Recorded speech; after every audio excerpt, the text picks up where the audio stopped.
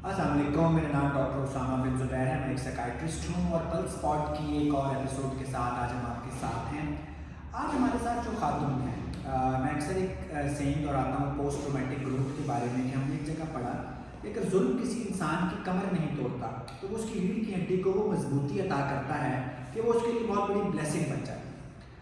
जो आज हमारे साथ एक शख्सियत है, जुल्म ने उनकी कमर तोड़ दी, लेकिन कमर टूटने के बावजूद वो वहाँ से उठी और पोस्ट ट्रॉमेटिक ग्रोथ की एक जिंदा मिसाल है।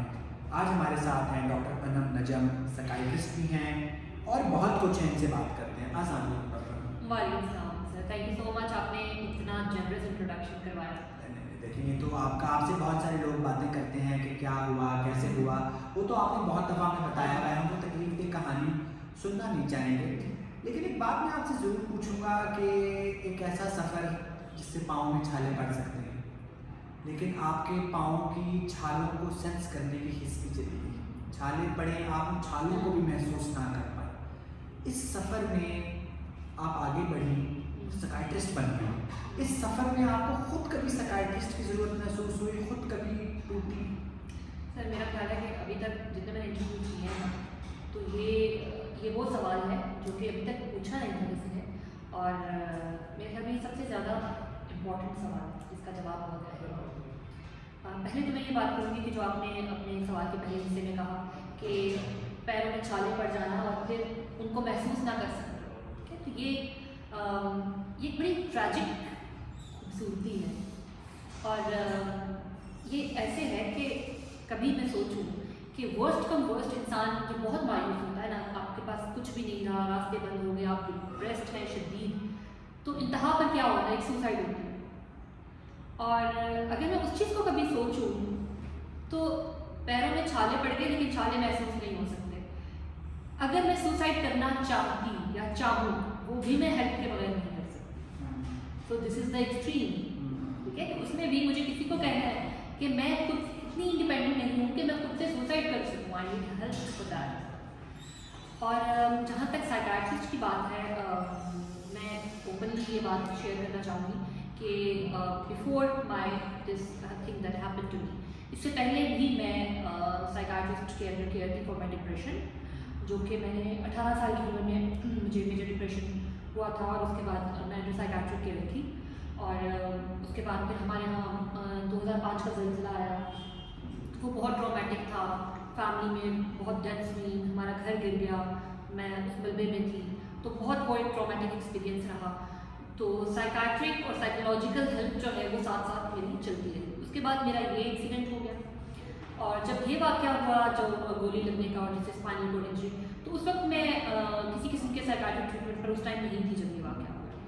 और इनिशियली होना तो ये चाहिए था कि इस किस्म की डिसेबिलिटी जब आपकी ज़िंदगी में आती है तो mental health professional should be a part of the team, definitely multidisciplinary team होनी चाहिए। लेकिन ऐसा नहीं था, हालांकि मैं पाकिस्तान के बहुत बड़े अस्पताल में मेरा इलाज हो रहा था, लेकिन कोई साइकोलॉजिकल हेल्प मुझे उस तरह से नहीं। आपका इलाज नहीं हो रहा था, आपकी रीढ़ की हड्डी का इलाज जी हो जी, रहा मेरी था। रीढ़ की हड्डी का इलाज हो रहा था। तो उसके बाद जब मैं हॉस्पिटल का वो इनिशियल टाइम गुजार कर घर वापस आई हूँ, क्योंकि हॉस्पिटल के अंदर तो मल्टीपल चीज़ें आपको पता है कि वैसे ही आप एक नई जगह पर रह रहे होते हैं, आपकी सारी रूटीन ख़राब होती है, आप चीज़ों को उस तरह से नहीं समझ पा रहे होते कि क्या हो रहा है आपकी ज़िंदगी में। जब मैं हॉस्पिटल से डिस्चार्ज होकर घर वापस आई तो उस टाइम मैंने सच में रियलाइज़ करना शुरू किया कि ये क्या हो गया, मतलब क्या चेंज आ गया मेरी ज़िंदगी के अंदर। क्योंकि आप जहन में ये होता है कि मैं अस्पताल में इलाज करवा रहा हूँ, मैं वापस जाऊँगा तो मैं ठीक हो जाऊँगा, ठीक है। तो जब मैं वापस आई मैंने देखा कि यार ये तो ठीक नहीं हो रहा है, और मुझे तो अपनी स्टडीज़ भी कंटिन्यू करना था। मेरी क्लास वहाँ पर मेरे सब जो बहुत के लोग हैं सब पढ़ रहे हैं, तो मेरा घर छोड़ रहा है, मैं यहाँ बैठी हूँ, मैं इसमें स्टक हूँ, मुझे कैसे करना है, क्या करना है। तो मैं बहुत स्वेयर डिप्रेशन में गई, और बहुत ज़्यादा इरिटेबल, बहुत डिप्रेस्ड, नींद नहीं है, खाना पीना नहीं है, बिल्कुल भूख ही नहीं थी। टिपिकल साइंस जो टिपिकल जो साइंस होते हैं। है। फिर एक हमारे फैमिली फ्रेंड हैं, साइकियाट्रिस्ट हैं, तो मेरे पेरेंट्स ने उनको बताया, वो आए घर पर, उन्होंने विजिट किया। मैं रिमेंबर पता नहीं कितने दिन के बाद मैंने उनके साथ बैठकर खाना खाया था, और फिर साथ में जो है उनकी एक रेगुलर कंसल्टेशन और मेडिसिन और साथ में थेरेपी, ये सब चीज़ें शुरू हुई। खैर जब मैंने मेडिकल कॉलेज वापस जाने का फैसला किया, क्योंकि मुझे ये लग रहा था कि जब मुझे ये कहा जाने लगा ना कि तुम पढ़ाई छोड़ दो, क्या पॉसिबल नहीं है, तुम जफराबाद में हम रहते हैं और अहमदाबाद में हॉस्टल में जाके रहना, मेडिकल की स्टडीज़ करना, तो वो एक बिल्कुल नॉन प्रैक्टिकल चीज़ लग रही थी। तो जब मुझे ये जहन में बातें आने लगी, डाली जाने लगी कि तुम्हें शायद पढ़ाई छोड़ना पड़े, तो वो मेरे लिए एक बहुत चीज़ थी जो कि मेरे डिप्रेशन को बहुत ट्रिगर कर रही है। मैं उसको किसी सूरत एक्सेप्ट नहीं कर पा रही थी। मुझे जहन में ऐसे आ रहा था कि लाइक या ये है या नहीं है, अगर स्टडीज़ नहीं है तो मैं भी नहीं। हाँ, वो जाहिर है, बिल्कुल आपकी सेल्फ एस्टीम ऑलरेडी इतनी लो हुई हुई, हाथ काम नहीं कर रहे, पाँव काम नहीं कर रहे, लाइफ एकदम स्टक फेज में है, ऊपर से पढ़ाई भी नहीं होगी। हाँ, और उसके बाद मुझे कोई फ्यूचर नजर नहीं आ रहा था ना, कि वो एक आखिरी तिनका था जिसको पकड़ के शायद मैं कुछ इंडिपेंडेंस किसी हद तक हासिल कर सकती। अच्छा डॉक्टर अनम, आज मैं चूँकि आपको इस वाक़े से पहले भी जानता हूँ और जिस तरह आपके भाई मेरे दोस्त हैं, तो बहुत सारी चीज़ें ना जब आपका कहीं जिक्र आता है ना, तो वो जिस तरह एक मशहूर शख्सियत से सारे एसोसिएट होने की कोशिश करते हैं, तो मैं आपको बताता हूँ कि इनके भाई मेरे दोस्त रहे हैं, मेरी गाड़ी चला के बिम्बर से पिंडी मुझे लाया करते थे। तो मुझे कई लोग ऐसी बातें भी करते हैं जो बहुत अच्छी नहीं होती, क्योंकि ज़ाहिर जब आपने फेम लिया तो मैं आज उन बातों को भी डिस्कस करूँगा। अक्सर लोग जब आप साइकियाट्रिस्ट बनी, तो मैं भी चूँकि साइकियाट्रिस्ट हूँ, हमारी स्टिग्मेटाइज्ड फील्ड है, तो जब आपका जिक्र आता है तो कई दफ़ा कहते हैं कि साइकियाट्री कौन सी मुश्किल है, खातून जो देख नहीं सकती, जो बिल्कुल डिसेबल है, जब वो साइकियाट्रिस्ट बन सकती है तो ये तुमने क्या तीर मारा। तो आपको भी ऐसी बातें सुनने को मिलती है अपनी फील्ड के मुताल्लिक? नहीं, मुझे आई थिंक स्पेसिफिकली मेरे हवाले से मुझे नहीं सुनने को मिली। एक जनरली जो कॉन्सेप्ट साइकियाट्रिस्ट के हवाले से होता है उस किस्म की बातें सुनने को मिलती हैं, लेकिन मेरे सामने कोई इस तरह की बातें था। अलबत्ता एक केस था जो मैं ज़रूर यहाँ पर मेंशन करना चाहूँगी। एक मेडिकल लीगल केस हमारे पास आया था और मुझे उस पर ओपिनियन देना था, सैनिटी के हवाले से कोई मर्डर केस था। और जब मैंने ओपिनियन दिया कि वो उस पार्टी को उनको फेवरेबल नहीं लग रहा था, तो उनके लॉयर ने कोर्ट में ये बात रखी कि एक ऐसी डॉक्टर इसका ओपिनियन लिख रही है जो कि खुद माजूर है, और वो खुद अगर माजूर है तो उसका ओपिनियन कितना ऑथेंटिक हो सकता है। ठीक है, तो ये एक वाहिद time How did you take that? मुझे जब I'm ये sorry, नहीं it's okay, it's okay, मेरे ऊपर जो अच्छा, मुझे जब ये बात पता चली थी ना, तो मुझे ये साथ में ये भी पता चला था कि जो जज थे वहाँ पर, तो वो कहीं से वो मुझे जानते थे या whatever, मैं नहीं जानती थी, लेकिन वो मुझे जानते थे। तो उन्होंने वहाँ पर उस वकील को स्नब किया और उन्होंने ये पॉइंट वहाँ पर क्लियर किया कि भाई इस बात का इस चीज़ से क्या ताल्लुक है, वो अगर ये काम कर रही है तो ये उसकी काबिलियत है, उसकी जहनी एक काम है जो कि उसके जिस्म से कोई ताल्लुक नहीं है, कि अगर वो चल नहीं सकती तो सो व्हाट। तो ये वाली चीज़ें हैं। थोड़ा सा मैं इसको एक और एंगल से भी देखता हूँ, थोड़ा सा डिफरेंटली एबल होना या कुछ मामलों में डिसेबल होना, ये एक स्टिग्मा है, वो भी एज अ खातून। बिल्कुल साइकियाट्रिस्ट बनना भी एक स्टिग्मा है, मैं खुद स्टिग्मे से कि लोग तो भी पागलों के डॉक्टर हैं। तो आपने जब इन दो स्टिग्मास को जमा कर दिया, तो आपको लगता है कि आपके मरीजों को और आपको इससे फ़ायदे के बजाय कोई नुकसान तो नहीं होता? नहीं, मेरे एक्सपीरियंस के मुताबिक, मेरी परसेप्शन के मुताबिक मैंने अभी तक यही देखा है कि ज़्यादातर जो होता है उसका फ़ायदा होता है। ठीक है, क्योंकि हमारे पास जब लोग आते हैं, आपको पता है मेंटल इलनेसेस के साथ, जिनमें बहुत सी ऐसी बीमारियाँ होती हैं कि जिसमें इंसान बहुत मायूसी का शिकार होता है और उसको कोई उम्मीद की किरण नज़र नहीं आ रही होती।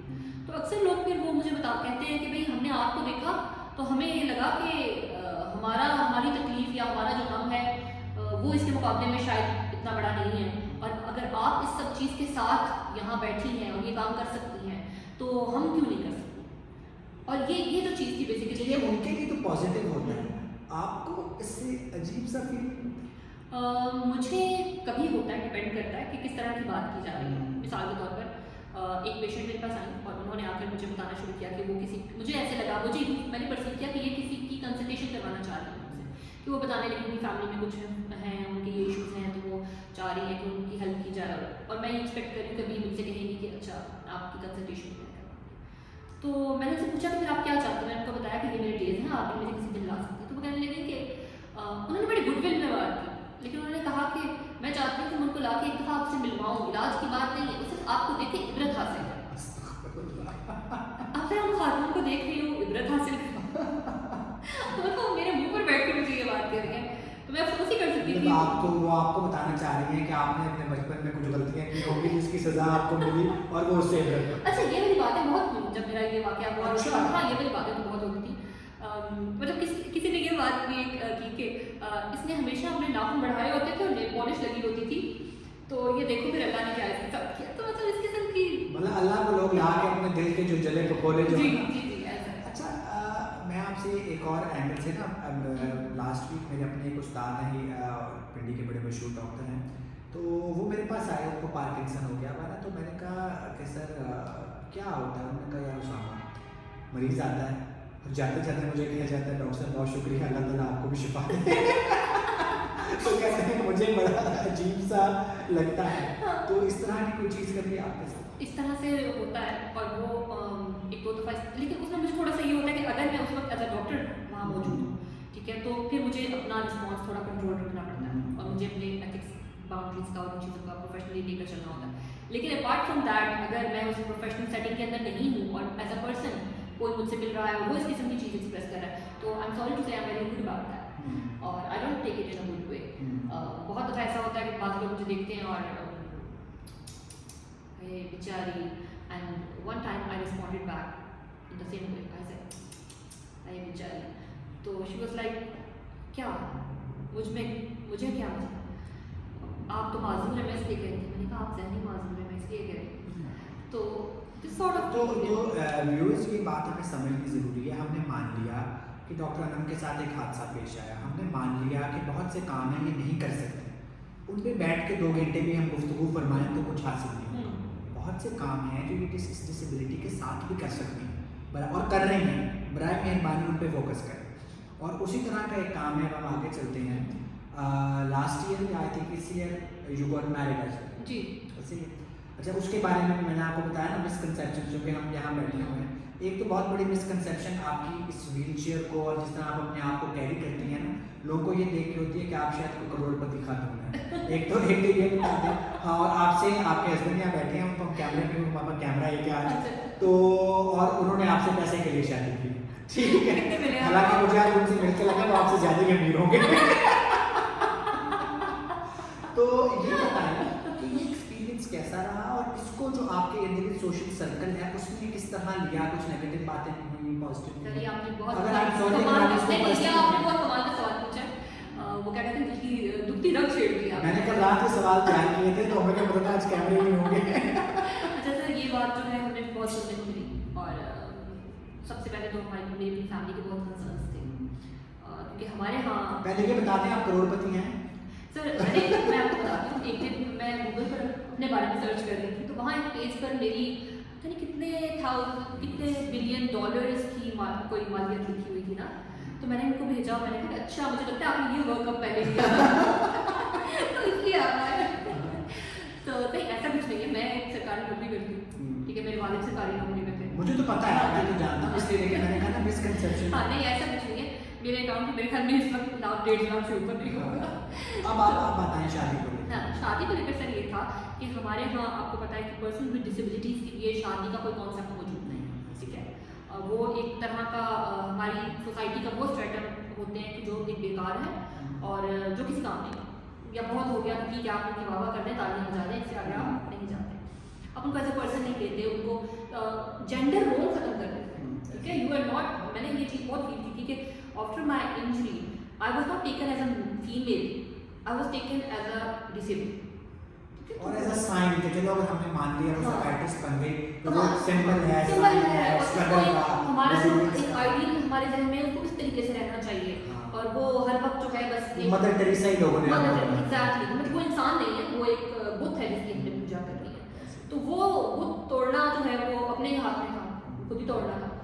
और सबसे बहुत क्वेश्चन इस पर हुए मेरे अपनी फैमिली से, मतलब घर से मेरे ये बहुत ज़्यादा चीज़ पहले आई कि क्यों, मतलब, और मेरे लिए ये बड़ी अजीब बात थी कि मुझे सोसाइटी को ये क्यों बताना पड़ रहा है कि मैं शादी क्यों करना चाहती हूँ। भाई कोई भी लड़की अगर शादी कर रही है, क्या आप उससे जाकर पूछते हैं तुम शादी क्यों कर रहे हो, क्यों करना चाहते हो? तो मुझे आप तो डॉक्टर का नजम है, हाँ, आप तो व्हील चेयर में हैं, आपके साथ एक हादसा हो गया है, तो आपको तो एक रोल हमने दे दिया है। आपको क्या कहा? हाँ, रेजिलियंस का, आपको सेमिनार्स पे बुलाएंगे, बैठाएंगे, बातें करेंगे, मरीज आप देखेंगे, तो इसी तरह एक दिन आपने जन्नत में चले जाना, बहुत घर आपका पहले बन गया होगा। सब मौजूद है, तो आप चलेंगे तो सब मिल जाएगा। तो ये बहुत बड़ा रेजिस्टेंस थी जिसके लिए मैंने बहुत फाइट किया, ठीक है। और वो बहुत मुश्किल चीज़ थी क्योंकि ये इस किस्म की चीज़ थी कि इसके लिए मुझे बोलना भी एक बहुत अपने लिए इंसल्टिंग लग रहा था कि मुझे ये चीज़ें कहनी पड़ रही हैं। कैसी बेशरम लड़की अपनी शादी के बारे में बात कर रही है, ठीक है। तो वो इस किस्म का रिस्पॉन्स बहुत ज़्यादा आया था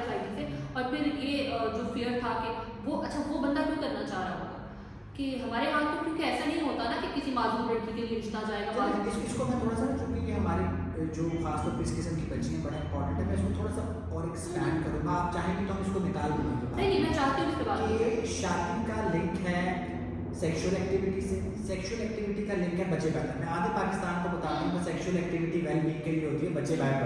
हाँ, इसी तरह शादी एक कंपेनियनशिप के लिए होती है और उसके बहुत 1 2 3 4 वो है। बिल्कुल। तो चूंकि आपको साथ ये लिंक कर दिया क्या कि आप शायद सेक्सुअल लाइफ आपकी नहीं हो सकती, तो इसलिए आपकी शादी नहीं हो सकती, उससे लिंक कर दिया गया। ये शायद फरामोश कर दिया गया कि आपको कंपेनियन की भी ज़रूरत है, आपको फिजिकल कांटेक्ट के साथ साथ एक इमोशनल कांटेक्ट की भी ज़रूरत है। तो वो चीज़ें आपकी लाइफ से माइनस कर बिल्कुल दी। ऐसा ही था एग्जैक्टली। आप जो बात कह रहे हैं ना इसी तरह सा था कि ये सोचा जाने लगा कि मतलब ये अगर चल नहीं सकती तो इट मीन्स के इसकी कोई किसी किस्म की नीड्स, कोई normal human being, normal life का कोई भी शायद एस्पेक्ट जो है वो इसकी लाइफ में अप्लाई नहीं होता। और ये वाली चीज़ बिल्कुल देखी गई और ये चीज़ बातें सुनी और इन बातों को मुझे जवाब देने थे, जस्टिफिकेशन देनी थी, कन्विंस करना था कि, और ये बहुत पेनफुल प्रोसेस था। लेकिन एट द एंड उसका रिजल्ट जो है, लेकिन जब मैं इस चीज़ से गुजर रही थी ना तो मैं ये सोच रही थी कि इससे फ़ायदा सिर्फ मुझे नहीं होगा, बहुत सी मेरे इर्द गिर्द बहुत से लोगों को होगा कि जो मेरी तरह की सिचुएशन में है। क्योंकि एक मिसाल बन जाती है, अच्छा उसकी हुई है तो इसकी भी हो सकती है। ऐसे ही है। और ऐसा हुआ कि अभी मतलब मेरी शादी को अभी बहुत ज़्यादा वक्त नहीं हुआ है, लेकिन मुझे एक खातून है और वो भी स्पेशल नीड्स के साथ है, उनका मुझे मैसेज आया कि आपने शादी करके हमारे रास्ते बहुत आसान कर दिए। तो ये बिल्कुल डेफिनेटली फैक्टर है। और बाकी जहाँ तक पैसों की बात पैसे मैं नहीं देती। अच्छा, अच्छा चलिए सर। अच्छा, दूसरा एक और बात, आप कुछ अर्सा यूके रह गया। अच्छा, मैं जब पहली दफ़ा गया था वहाँ, तो मैंने शुरू में देखा, मैं आयरलैंड में था, वो बिल्कुल 6 मिलियन का छोटा सा मुल्क है। तो मैंने कहा कि शुरू में 2-3 हफ्ते में मैंने कहा इस छोटे से मुल्क में स्पेशल नीड्स वाले बहुत लोग हैं कि वो आपको बसों में भी नज़र आ रहे हैं, पार्कों में भी नज़र आ रहे हैं, व्हील चेयर के लिए बस खुल रही है। तो मैंने भी सोचा, मैंने कहा हमको बड़े नेक लोग हैं, हमारे यहाँ डिसेबल लोग कम होते हैं, यहाँ कितने ज़्यादा हैं। लेकिन थोड़ी देर बाद मुझे समझ आया कि यहाँ ज़्यादा नहीं है। उन्होंने इन लोगों को माशरे में इनकॉर्पोरेट किया हुआ है, म्यूजियम में भी वो जाते हैं, वो बसों में भी जाते हैं, वो अपने काम खुद करते हैं। और यहाँ पे तो हमने उनको, तो आपका अपना पर्सनल एक्सपीरियंस इन 2 सेटअप्स में रहने का अपनी स्पेशल नीड्स के हवाले से क्या है? I think personal special needs के लिए यूके या ऐसा कोई भी मुल्क जो है इट्स लाइक हेवन। और मैं जब गई हूँ वहाँ, और क्योंकि मैं इतने साल जब यहाँ थी, आप सोच सकते हैं कि मैं मार्केट नहीं जा सकती, एक्सेसिबल नहीं है, मैं हॉस्पिटल के अलावा या 1-2 रेस्टोरेंट्स के अलावा कहीं नहीं जा सकती हूँ, तो आपकी दुनिया भी बहुत लिमिटेड होकर रह जाती है। तो वहाँ जाकर जब मेरे पास वो इलेक्ट्रिक व्हील चेयर थी और मैं देख रही थी कि मैं ट्रेन में भी एक्सेस कर सकती हूँ, बस में एक्सेस कर सकती हूँ, market, museum, park, each and everything, हर जगह मेरी एक्सेस, मेरे लिए दुनिया बहुत खुल गई, बहुत वसअत आ गई उसके अंदर। और मेरी अम्मा मेरे साथ में, तो वो मुझे कहती थी कि तुम तो यहाँ आकर जो है ना तुम्हें कंट्रोल करना मुश्किल होता है। मैंने कहा अम्मी, मैं इतने सालों के बाद मैं आज़ाद हूँ, मैं अपनी मर्जी से मूव कर सकती हूँ, तो आप मुझे कंट्रोल ना करें। तो वो बहुत लाइफ चेंजिंग चीज़ थी। वो लोग बहुत कॉन्सिडरेट हैं स्पेशल नीड्स को लेकर, और वो आपको एज अ बर्डन नहीं लेते हैं, बल्कि वो इस चीज़ को फील करते हैं कि डिसेबिलिटी सराउंडिंग्स में है और उन्होंने आपको फैसिलिटेट करना है किस तरीके से आपका रास्ता। तो अप्रोच का बहुत फर्क है। चलिए, हमने आपका बहुत टाइम लिया डॉक्टर अनम। हम आपसे आखिरी बात, अभी हम PIMH जो हमारा Pakistan institute of mental health है, उसके फीमेल एंटी रूम में बैठे हैं। आपको हमने अपना अस्पताल विजिट कराना और भी कराया, थोड़ा सा हमारे अस्पताल के लिए और उस कोई मैसेज देना चाहेंगे कोई बात? आई थिंक ये जो Pakistan institute of mental health है, मुझे पर्सनली बहुत खुशी हुई थी जब मुझे पता चला था कि डॉक्टर उसामा ने ये प्रोजेक्ट जो है स्टार्ट किया, क्योंकि ये एक बहुत state of the art facility और बड़ी एक कॉम्प्रिहेंसिव किस्म की केयर पैकेज जो है वो यहाँ पर मिल रहा है। और सबसे बड़ी बात यह है कि हमारे यहाँ अक्सर जो सेंटर्स हैं, जो मेंटल हेल्थ फैसिलिटीज़ हैं या ड्रग रिहैबिलिटेशन सेंटर्स हैं, वो अक्सर नॉन क्वालिफाइड लोग जो हैं वो भी चला रहे हैं, और बहुत से लोग वहाँ जाते हैं और बहुत भारी फीसें देकर एक नॉन प्रोफेशनल वे में अपने पेशेंट को वहाँ पर ट्रीट करवा रहे होते हैं।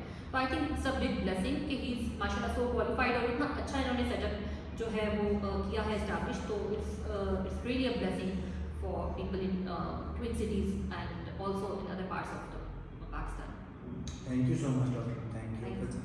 आप कुछ बात कम